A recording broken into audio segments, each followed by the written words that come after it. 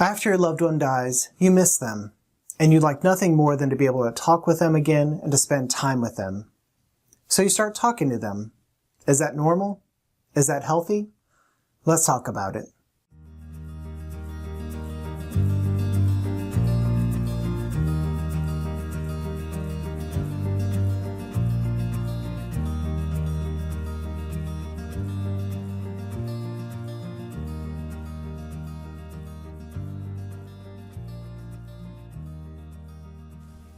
After your loved one has died, it's normal to want to stay connected. But you may have questions about what is the healthiest for your grief. Or perhaps others have told you some things you shouldn't do. Let's look at this through an example. Steve was married to Angie for 47 years.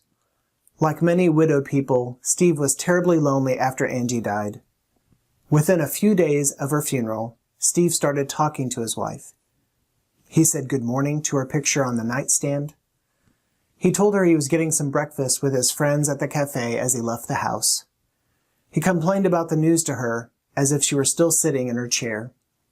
And he said goodnight to her as he rolled over and tried to get some sleep. Steve wasn't expecting Susan to talk back, but he liked the idea of being connected to her. His adult children gave him a hard time about it. Dad, how are you going to move on if you're talking to her all the time? Are Steve's children right? Is Steve hurting his own grief process?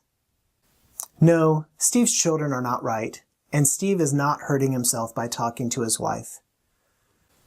By itself, talking to your loved one isn't a sign of abnormal grieving.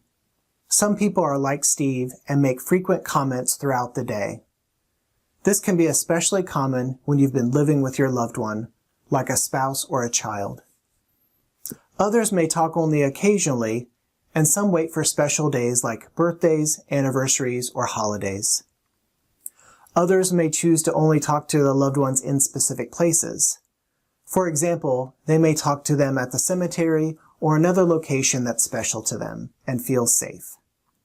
You may talk about day-to-day events or report on significant updates or major milestones in your life or your grief journey. You may talk to them or share a secret or ask or provide forgiveness. These are all healthy, common, and normal ways to have an ongoing relationship with your loved one. So if it helps you to talk with them, then keep doing it and know that you're not doing anything wrong or unhealthy. And if you've never talked to your loved one, you might give it a try. Many people initially find the idea to be a little weird or hokey, but then they find it to be a helpful and often very powerful experience. In the comments, I hope you'll share where and when you talk with your loved one and what you talk about. And please share this if you think someone else would find it helpful.